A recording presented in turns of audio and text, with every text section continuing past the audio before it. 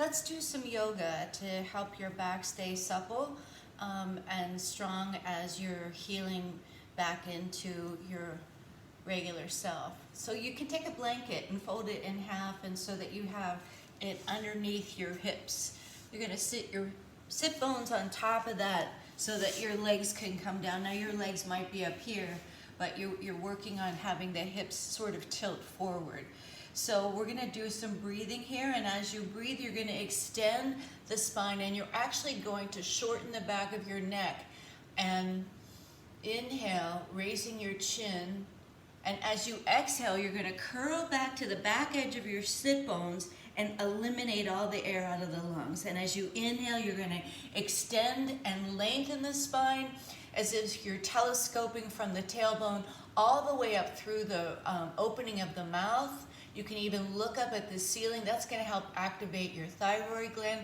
That's all the inhale. And then this is the exhale. I'm rounding my back. I'm pulling the belly flesh up. And then again, so the inhale is lengthening, telescoping through the spine, relaxing the shoulders down the back. That's a full inhale. Make your exhale a little bit longer, a little bit slower, a little bit deeper. So maybe on your inhales, you count to 4, and on your exhales, you count to 6. Or you can inhale to 5 and exhale to 7. So stop the video right now and practice that about 3 or 4 more times. Maybe even go back and slide back and watch that little exercise too. So it's just a nice way of rounding the back. Halfway through, you're going to cross your legs and then do that again. So cat-cow kind of action for those of you that have been practicing yoga. This is the inhale, and then this is the exhale. Keep your shoulders relaxed. Lift up through the opening of the mouth, up through the crown of the head, chin coming forward. We don't do this very often in yoga.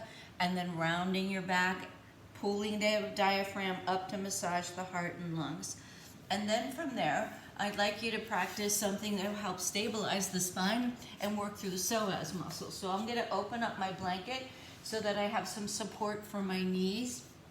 And it's just a very, very simple kind of thing here. I'm going to pull my belly flesh up, and I'm going to take my right hand off the floor and my left leg off the floor. I'm not going to do it with any movement back or forth. The hardest part is just to lift it like an inch and stay hovered there.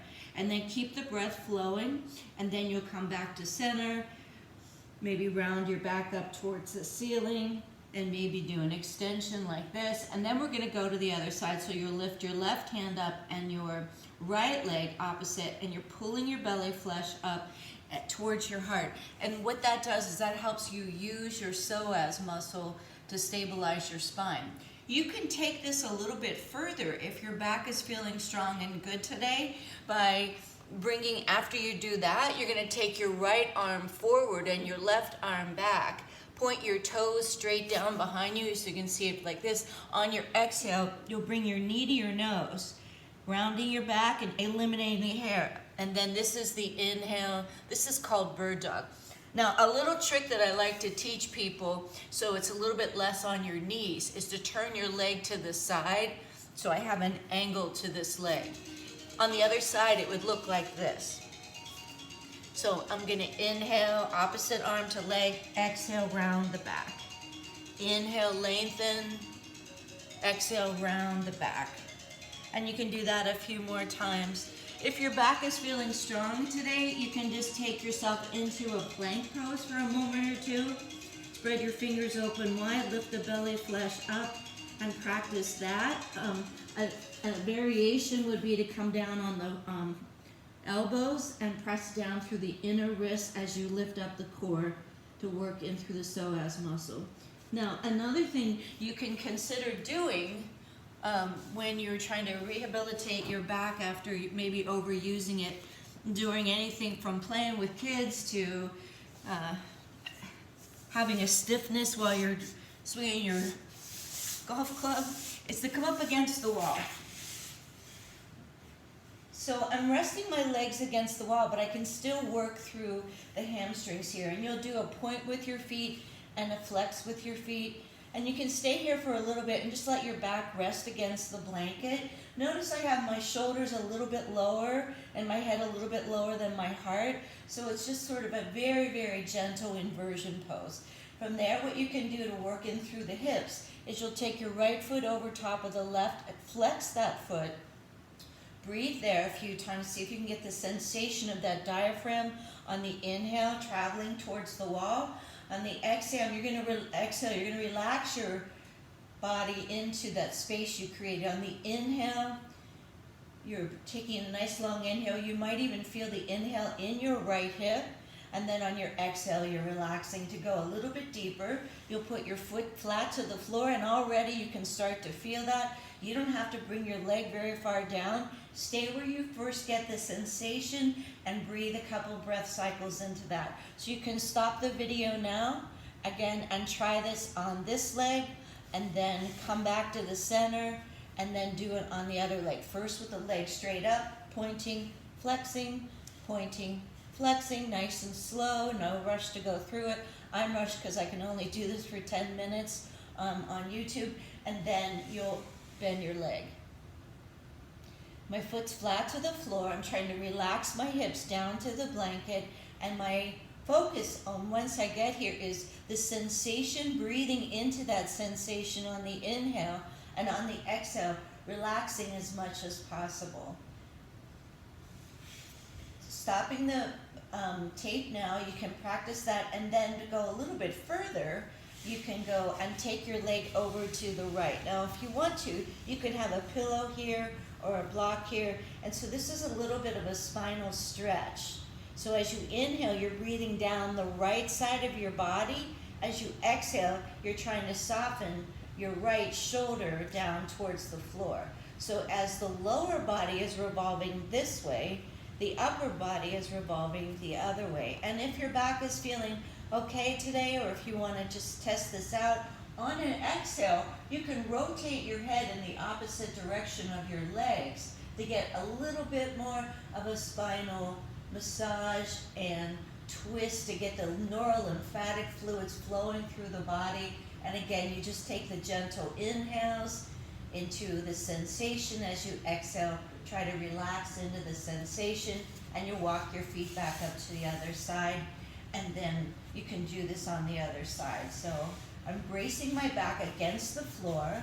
I'm trying to keep my sacrum on the blanket as I take my leg over to the opposite side. On this side, I'm actually resting my foot on top of my arm. You can't see it, but that is another way to not go quite as deep. If you don't have a block, you can just put your hand there. And then you're thinking about breathing all the way down the left side of your spine on the inhale. On the exhale, you're trying to relax the top of the left shoulder down towards the floor. And you'll do that for a little bit. And then after that, don't rush into these different stages. Take your time. You can turn your head and neck to look at your left thumb.